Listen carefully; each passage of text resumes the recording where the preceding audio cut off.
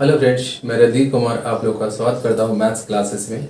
आज हम लोग एनटीपीसी आरआरबी का प्रीवियस क्वेश्चन सेट नंबर 3 से स्टार्ट करते हैं, सीरीज 3। क्वेश्चन फर्स्ट देखिए। क्वेश्चन फर्स्ट कह रहा है किसी कक्षा में 30 विद्यार्थी हैं। किसी कक्षा में 30 विद्यार्थी हैं, ठीक है। अब कह रहा है इसमें पहले 10 विद्यार्थियों की औसत आयु 12.5 ईयर्स है। इसमें से दो कैटेगरी के स्टूडेंट हैं। इसमें 10 का जो एवरेज है 12.5 है, ठीक है। और फिर कह रहा है कि 20 का एवरेज 13.1 है। इसका एवरेज जो है 13.1 है, ठीक है। तो कह रहा है पूरे क्लास का एवरेज क्या है। क्वेश्चन आप देख लीजिए। किसी कक्षा में 13 स्टूडेंट हैं, जिसमें से 10 का एवरेज ये है और 20 का एवरेज ये है, और पूछ रहा है कि टोटल कक्षा में कितने टोटल विद्यार्थियों की एवरेज क्या है। तो हम लोग जानते हैं नंबर ऑफ संख्या से एवरेज से गुना कर देंगे तो उसका जो आंसर आएगा क्या आएगा, टोटल एज आ जाएगा, ठीक है। तो हम लोग बेसिक जानते हैं यदि संख्या में एवरेज से गुना करेंगे और यदि दोनों को जोड़ देते हैं तो ये टोटल उसका क्या आएगा, योग आ जाएगा, ठीक है। जैसे ये दोनों को मल्टीप्लिकेशन करें कितना आएगा 125, ये दोनों को करें कितना आएगा, A0 कैंसिल, 131 इंटू 2 कितना होगा प्लस 262, और दोनों का योग कितना हो गया, ठीक है। दोनों का 387 हो गया। अब ये बोल रहा है कि टोटल एवरेज क्या है। यदि टोटल इतना है तो एवरेज क्या होगा, टोटल 35 स्टूडेंट का एवरेज कितना होगा 387 इंटू बटे 30। 3 से डिवाइड करते हैं पहले, एक बार में 3 दूनी 6 9 3 27, फिर ये 0 है, 0 को शिफ्ट करते हैं यहाँ पे, तो एवरेज कितना हो गया 12.9। ये बेसिक हो गया, ये मेथड फर्स्ट हो गया, ठीक है। ये बिल्कुल बेसिक हो, इसके बेस पे आप लोग सब निकाल लेंगे, ठीक है। अब सेकंड मेथड क्या कहता है, उस मेथड को बहुत ध्यान से देखेंगे, बहुत इजी होगा, ठीक है। बहुत कम कैलकुलेशन में आप ऐसे निकाल सकते हो। वो कंसेप्ट देखिए क्या है। मेथड में देखते हैं इसे। सेकंड मेथड क्या कहता है, बहुत इजी बनेगा। 30 में से 10 का जो एवरेज है, 10 विद्यार्थियों का जो एवरेज है दिया हुआ है 12.5, ये क्या है एवरेज दिया हुआ है। और फिर 20 का एवरेज दिया हुआ है 13.1, ये एवरेज दिया हुआ है, ठीक है। ये इसका एवरेज है। अब ये देखिए एवरेज करता क्या है। एवरेज हम पिछले क्लास में पढ़े थे। यदि किसी क्लास में 10 स्टूडेंट है, किसी स्टूडेंट के पास 10 पेन है, दूसरे स्टूडेंट के पास यदि 12 पेन है, तो एवरेज निकालना हो तो इतना बटे 2 करेंगे तो इसका एवरेज हो जाएगा 11 आ जाएगा, ठीक है। मैंने कहने का मतलब 11 होने के लिए क्या होना, ये 1 जो है इधर शिफ्ट हो जाता है, +1 होता है, ये -1 होता है, तो 11 एक दूसरे से शिफ्ट करके इक्वल पे डिस्ट्रीब्यूट करता है। अब यहाँ पे देखिए यदि ये 12.5 होता, ये 12.5 होता तो एवरेज कितना 12.5 हो जाता, लेकिन ये क्या इतना ज्यादा है, कितना पॉइंट में ज्यादा है। अभी यदि 12.5 इसको भी 12.5 है तो पॉइंट में कितना ज्यादा है, ज्यादा कितना है 0.6 ज्यादा है, 0.6 ज्यादा है। तो 0. कितना स्टूडेंट में ज्यादा है, 20 स्टूडेंट में ज्यादा है, 20 कैंसिल करेंगे 12। अब ये 12 जो है, अब ये 12 जो एक्स्ट्रा है, अब ये सबका एवरेज कितना होगा 12.5 चूंकि हम 0.6 जो ज्यादा है हम निकाल दिए, तब ये 12 को है कितना स्टूडेंट में डिवाइड कर देंगे, 30 स्टूडेंट में डिवाइड करेंगे, 3 का कितना 4 बार में, अब पॉइंट शिफ्ट होगा तो 0.4। अब ये देखिए एवरेज हम कितना सोच रहे थे सबका 12.5 अब प्लस कितना 0.4 बराबर 12.9 हो गया। एक कैलकुलेशन कितना इजी होगा, क्योंकि आपको क्वेश्चन ये सब करने की जरूरत नहीं है, डायरेक्ट देखना है दोनों में डिफरेंस कितना है। क्योंकि एवरेज इक्वल करना है तो डिफरेंस देखिए ज्यादा हो गया कितना 0.6 का, तो कितना में ज्यादा 0.6 का 20 में, तो इतना मल्टीप्लिकेशन किया तो 12 आ गया। अब 12 को 30 में डिवाइड कर दिए तो प्रत्येक को 0.4 देना होगा, तो 12.5 पहले एवरेज था तो 0.4 ऐड कर दिए तो 12.9 हो गया, ठीक है। चलिए नेक्स्ट क्वेश्चन देखते हैं। साधारण ब्याज पे 2000 रुपया, तो प्रिंसिपल है दिया हुआ है, प्रिंसिपल कितना है 2000 रुपया, ठीक है। प्रिंसिपल साधारण ब्याज पे 2000 रुपया का मूलधन 5 वर्षों में कह रहा है। ये जो रुपया है, ये जो अमाउंट प्रिंसिपल अमाउंट है, ये 5 वर्षों में मूलधन कितना हो जाता है 2600। और कितना वर्षों में होता है, टी कितना है 5 इयर्स, 5 इयर्स दिया हुआ है, ठीक है। तो कह रहा है रेट क्या है, रेट क्या है, इंटरेस्ट ऑफ रेट क्या है, ये क्वेश्चन कर रहा है। आपके क्वेश्चन में दिया हुआ है कि अमाउंट 2000 है, मूलधन इतना है, टाइम इतना है, तो पूछ रहा है कि इसका इंटरेस्ट रेट क्या है, ठीक है। तो सिंपल इंटरेस्ट बहुत सिंपल है, इसमें बस ये डिफिनेशन क्या समझना है कि सिंपल इंटरेस्ट क्या होता है ना, कोई भी प्रिंसिपल होता है, मान ली 1000 प्रिंसिपल है, तो ये इंटरेस्ट जो देगा, एक मान ली 10% इसका इंटरेस्ट है, तो एक साल में 10% देगा तो 100 होगा, ठीक है। दूसरे साल यदि हम 5 साल के लगाते हैं तो दूसरे साल भी 100 देगा, तीसरे साल भी 100 देगा, चौथे साल भी 100 देगा, और 5वें साल भी 100 देगा, 500 रुपया। तो ये 1000 प्लस ये 500 ऐड होकर कितना होता है 1500 रुपया होता है। तो इसे हम कह सकते हैं कि 1000 प्लस 500 मिलके कितना हुआ 1500 हुआ। तो हम कह सकते हैं इसके बेस पे कि यदि हम ये जी दिया हुआ, इसमें क्वेश्चन देखिए ये दिया हुआ है, तो 1500 में से 1000 घटाएंगे तो 5 साल का इंटरेस्ट आ जाएगा, तो 5 साल का इंटरेस्ट आ जाएगा, तो 5 साल का इंटरेस्ट में यदि 5 से डिवाइड करेंगे तो 1 साल का आ जाएगा 100 रुपया, वही चीज यहाँ पे है। और जो 1 साल का आ जाएगा तो इसमें कितना परसेंट है, तो परसेंट निकल जाएगा। इसी चीज को हम यहाँ पे अप्लाई कर रहे हैं। देखिए ये 5 साल में हुआ तो इंटरेस्ट कितना आया आपका, इंटरेस्ट 600 आया, कोई फॉर्मूला नहीं, ठीक है, ना कोई फॉर्मूला ना कोई ट्रिक, बस कंसेप्ट समझना होता क्या है। सिंपल इंटरेस्ट का डिफरेंस जानते हैं, टोटल क्वेश्चन बस डिफिनेशन के बेस पर हम लोग बनाएंगे, ठीक है, कुछ भी हो उसमें क्वेश्चन। ये देखिए यहाँ से यहाँ 600 रुपया इंटरेस्ट आया, तो 600 रुपया जो इंटरेस्ट आया कितने साल में आया है, ये जो इंटरेस्ट है 5 इयर्स का इंटरेस्ट है, कितना है 600 रुपया, तो 1 ईयर का इंटरेस्ट कितना आएगा, 5 से डिवाइड कर देंगे, 600 बटे 5 बराबर कितना 120। अब यहाँ पे देखिए ये जो इंटरेस्ट आया 1 ईयर में इतना, इसी पे आया होगा, ठीक है ना, इसी पे आया होगा, तो परसेंटेज कितना होगा, रेट ऑफ इंटरेस्ट कितना होगा, तो 120 बटे कितना 2000 गुने 100, तो परसेंटेज निकल जाएगा, ये दो कितना हो गया 6% आपका हो गया।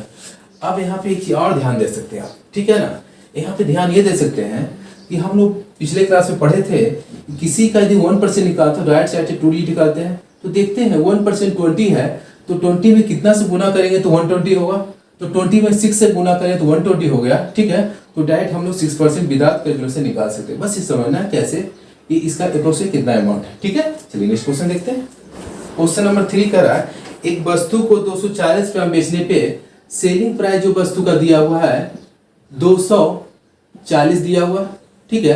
कह रहा है 240 रुपया बेचने पे किसी व्यक्ति को 10% का लॉस, यदि इतना में बेचा जाता है तो लॉस कितने का हुआ 10% का लॉस हुआ, ठीक है।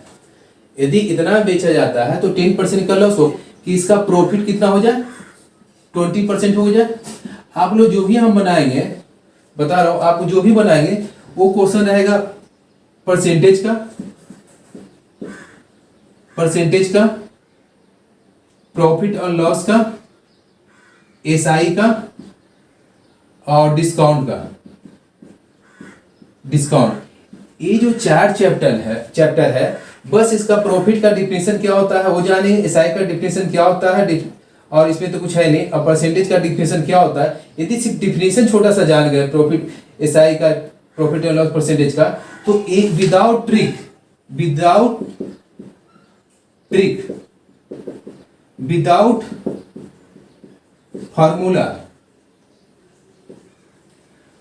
फार्मूला टोटल क्वेश्चन को बनाएंगे, और जो भी वो ट्रिक से भी फास्ट बनेगा। बस वो कंसेप्ट समझिए कैसे होता है, ठीक है। ये जो भी बताते सिर्फ समझाने के लिए बताते हैं, यदि कंसेप्ट समझ गए तो बस एक लाइन का आंसर मिलेगा, एक लाइन कंसेप्ट में आंसर मिल जाएगा, ठीक है। चलिए देखते हैं क्वेश्चन क्या कर रहा है। यदि किसी वस्तु को इतना में बेचते हैं तो इतना का लॉस होता है, तो उस वस्तु को 20% लाभ प्राप्त करने के लिए कितना में बेचना होगा। अब ये देखिए इतना में किसी वस्तु का जो मूल्य होता है, क्रय मूल्य उसका रहा होगा, क्रय मूल्य 100% रहा होगा, 100% रहा होगा। अब ये देखिए क्रय मूल्य पे बेचा कितना, इतना में, तो 100% 10% का लॉस हुआ तो 90% बेचा होगा, तो 90% जो बेचा है इसका वैल्यू कितना दिया हुआ 240, 90% का वैल्यू 240 दिया हुआ है ना। अब ये पूछ रहा है कि 20% लाभ कमाना है, तो 100 + 20 करना पड़े तो 120% लाभ कमाने की क्या जो भी उसका कॉस्ट लगा होगा, जो प्रॉफिट चाह रहा होगा, वो दोनों को ऐड करेंगे तो 120% कितना होगा 240 बटे 120, 0 0, 3 में इसमें काट देते हैं, अब 3 में इसमें 4 कट गया तो 832, 320 आंसर हो गया आपका। ठीक है, चलिए नेक्स्ट क्वेश्चन देखते हैं। 5 क्रमागत संख्याओं का औसत n है। 5 क्रमागत संख्याओं का औसत कितना दिया हुआ है, इसका एवरेज कितना है, एवरेज है n है। ठीक है, ये 5 संख्या कोई होगा जिसका एवरेज n है। अब आगे क्या क्वेश्चन कर रहा है, एवरेज दिया हुआ कितना, एवरेज n है। ठीक है, अब ये क्वेश्चन कर रहा इसमें से यदि 2 और संख्याओं को ऐड करेंगे तो नए एवरेज और पुराने एवरेज में क्या अंतर होगा। कहने का मतलब कि इसके औसत में कितना वृद्धि होगा, मतलब पहले 5 में कितना औसत था, अभी 2 बढ़ जाएगा तो उसका औसत जो होगा दोनों का, दोनों में कितना डिफरेंस आएगा, ये क्वेश्चन कह रहा है। ठीक है, बस हमको एवरेज n दिया हुआ है। ठीक है, अब पूछ रहा है वो डिफरेंस क्या आएगा। तो इसका क्या है, 5 क्रमागत संख्याओं कहने का मतलब क्या होता है, नेचुरल नंबर होता है वो नेचुरल नंबर जैसे 1 2 3 4 समथिंग n तक, ये हुआ नेचुरल नंबर, यही क्रमागत संख्या होता है। इसी को डिफरेंस करते हैं, गिनती की संख्या को क्रमागत संख्या कहते हैं, गिनती की संख्या जानते हैं, कोई भी संख्या हम लोग 1 से गिनते हैं इसलिए गिनती की संख्या कहते हैं। ठीक है, इसमें देखिए कोई भी नेचुरल नंबर, अब ऐसा जब क्वेश्चन करें तो आप n देख के तो बना ही सकते, इसको n, इसको x + 1 जैसे, इसको x मानेंगे, इसको x + 1 मानेंगे, इसको यदि x माने तो इसको x + 1 मानेंगे, तो अगला आएगा x + 2 आएगा, x + 3 आएगा। ये मैं बेसिक बता रहा हूँ, सेकंड मेथड में डायरेक्ट आंसर निकलेगा। देखिए कैसे निकलेगा, बस ये बेसिक हो गया। पहले x है, x + 1, x + 2, x + 3 और x + 4। ठीक है, अब इसका एवरेज निकालना है। देखिए इसका एवरेज कितना होगा, इसका एवरेज कितना होगा, इसका एवरेज क्या होगा, x 5x + 4 3 7 8 9 10 बटे कितना 5 से 1 2 3 4 5, तो इसका एवरेज हुआ x + 2, इसका हो गया n दिया हुआ। ठीक है, अभी रहने देते हैं। अब इसमें क्या 2 और ऐड करते हैं, तो 2 जो और ऐड होगा ये 5 होगा, ये 6 होगा। अब न्यू ये हो गया ओल्ड, ये एवरेज हुआ 5 का एवरेज हो गया। ठीक है, ये जो एवरेज हुआ 5 का हो गया। अब ये 7 का एवरेज क्या होगा, देखिए 7 का, अब टोटल जोड़ना पड़ेगा ना 7 के लिए। अब देखिए 7x प्लस 6 5 11 4 15 15 3 18 18 2 20 20 1 21 प्लस 21 बटे कितना से डिवाइड करना होगा, 7 है, 7 संख्या डिवाइड करते हैं तो कितना आएगा x + 3।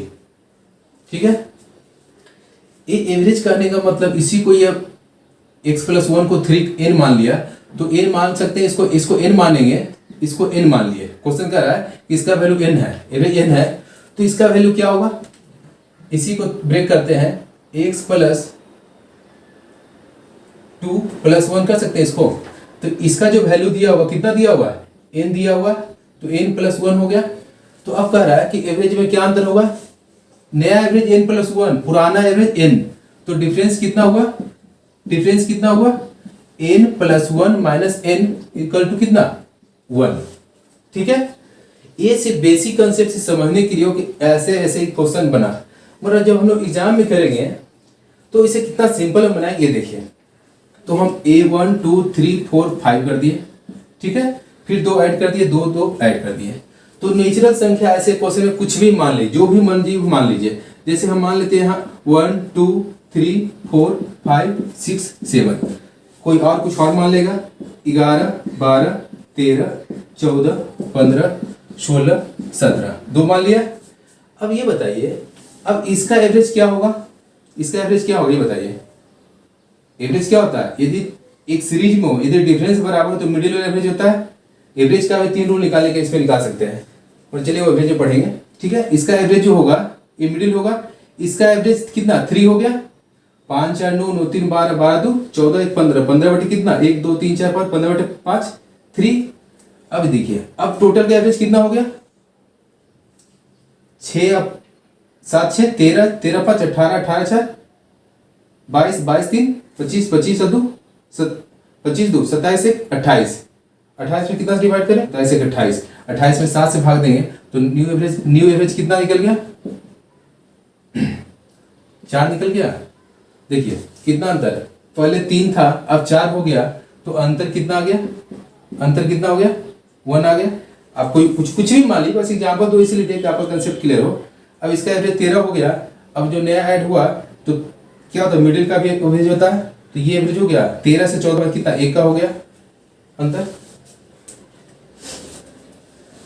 ऐसा जब क्वेश्चन हो तो डायरेक्ट इस कंडीशन में क्या किया, डायरेक्ट कोई भी आप नेचुरल नंबर मान लिया, किसी भी नेचुरल नंबर जो कंडीशन जो क्वेश्चन का है उसके अनुसार उसमें जो भी चेंज होगा वो आपका डायरेक्ट आंसर देगा।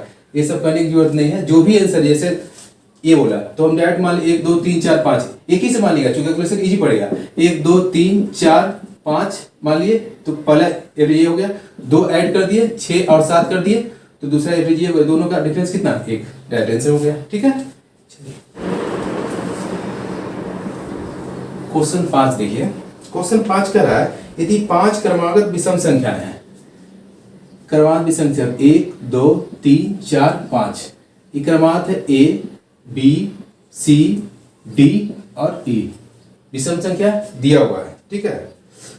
तो उनका औसत क्या होगा, तो पूछ रहा है इसका एवरेज क्या होगा, इसका एवरेज पूछ रहा है, एवरेज बराबर व्हाट, इसमें ऑप्शन का यूज होगा। देखिए ऑप्शन पहला क्या दिया हुआ है 5 into A plus B plus C plus D plus E। Option 2 में दिया हुआ है A B C D E। ये एग्जाम में अक्सर पूछता है, ये क्वेश्चन एग्जाम में अक्सर पूछता है, इसलिए इसे ध्यान रखिएगा। 3 A प्लस 4 में जो ऑप्शन है 5 इंटू A प्लस 4, ये आपको ऑप्शन दिया हुआ है। अब ये क्वेश्चन भी देखिए क्या बोला, 5 क्रमागत विषम संख्याओं, 5 क्रमागत विषम संख्याओं का एवरेज पूछ रहा है।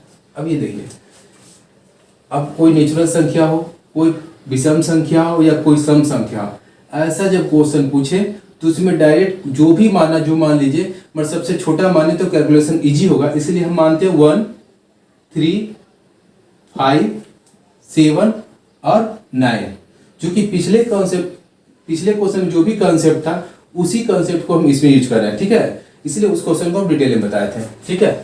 तो ये कितना हुआ, कोई भी मान सकते हैं आप, 3 5 7 9 11 भी मान सकते, कुछ भी मान सकते हैं, इसलिए माने कि कैलकुलेशन इजी होगा। अब ये देखिए इसका एवरेज क्या है, यदि सीरीज में हो, यदि डिफरेंस बराबर हो, यदि डिफरेंस बराबर हो, यदि डिफरेंस बराबर हो तो डायरेक्ट जो मिडिल होता है ये एवरेज होता है।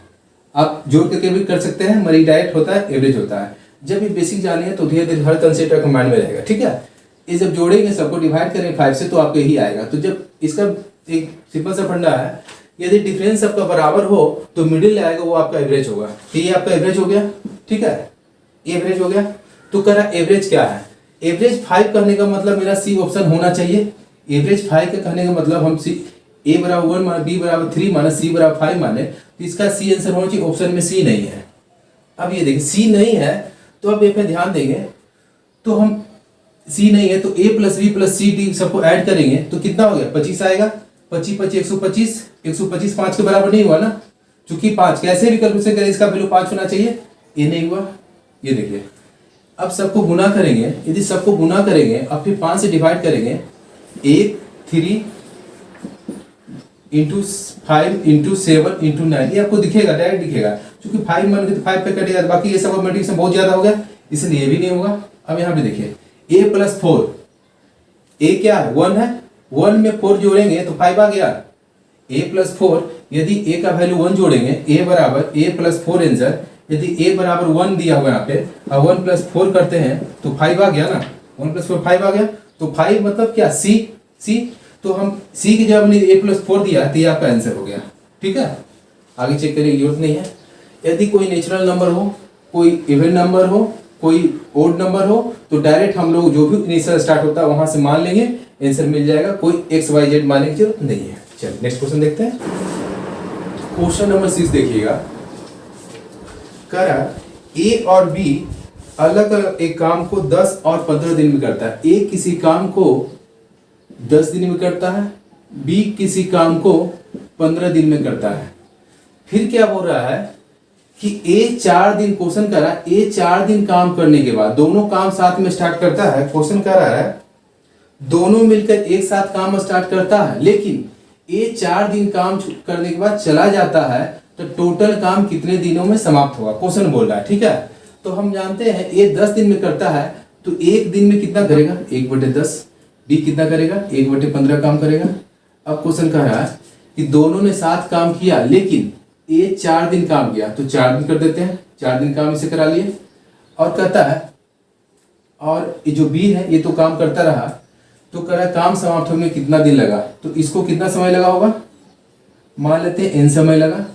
और दोनों जो ऐड किया, दोनों मिलकर कोई 100% काम किया होगा, कोई भी काम किया। ये 100% इसमें नहीं लिखते हैं, टाइमर पे 100% यही लिखते हैं। एक्चुअली होता क्या है, 100% के जवाब पे हम लोग 100% कैंसिल होती है 1 लिखते हैं। ठीक है, इसीलिए यहाँ पे हमेशा क्या लिखते हैं, 1 लिखते हैं।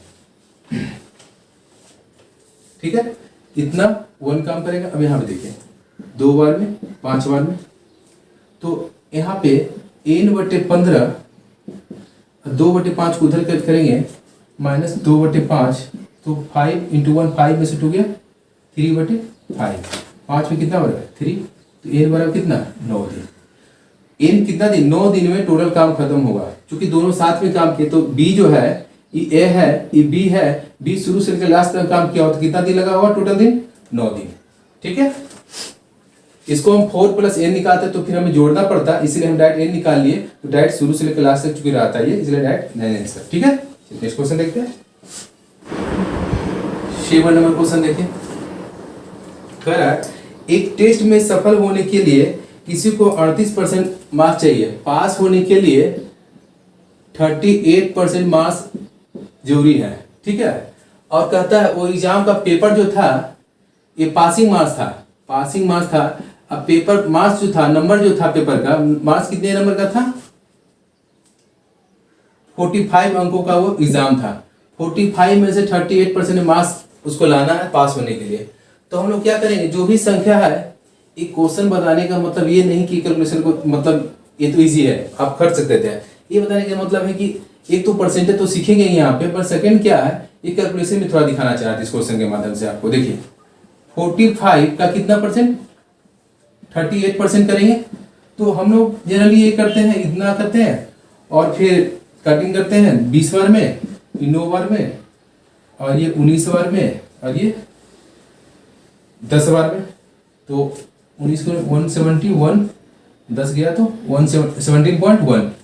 मगर इसी चीज को क्या करते हैं, इसी चीज को हम लोग ये करने की जरूरत नहीं, 45 × 38%। परसेंट को थोड़ा हटा के रखें, भी जो भी वैल्यू है उसमें परसेंटेज कर देंगे। परसेंटेज का वैल्यू कितना होता है, इसका जो वैल्यू होता है, इसका वैल्यू 1/100 होता है, जो भी आएगा उसे 100 से डिवाइड कर देंगे। अब ये इसका आप टेबल जानते हैं ना, इसका टेबल जानते हैं, तो इसको देखिए टेबल नहीं जानते तो भी बनाया जा सकता है। देखिए बिना टेबल क्या करेंगे, इसको इसमें से 2 इधर शिफ्ट करेंगे तो 90 हो जाएगा। ठीक है, × 19। अब तो आप जानते हैं 10 को छुपा लीजिए, 19 × 9 171, 171 में एक 0 है, 171 एक 0 इतना, बटे डिवाइड किया कितना से 100 से। ठीक है, ये सब कैलकुलेशन माइंड में आप कर सकते हैं। ठीक है, चलिए